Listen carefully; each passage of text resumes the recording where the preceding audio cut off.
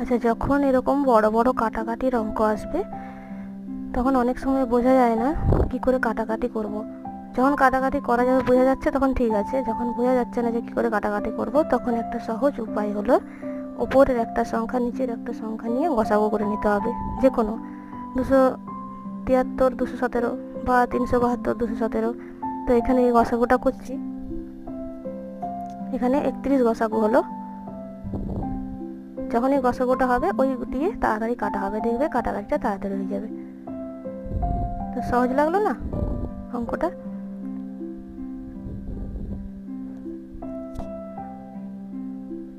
তাহলে আর বড় বড় কাটাকাটির অঙ্ক দেখলে আর কোনো ভয় পাওয়ার ব্যাপার নেই, এরকমভাবে করে নিলেই তাড়াতাড়ি হবে। ভালো থাকবেন সবাই।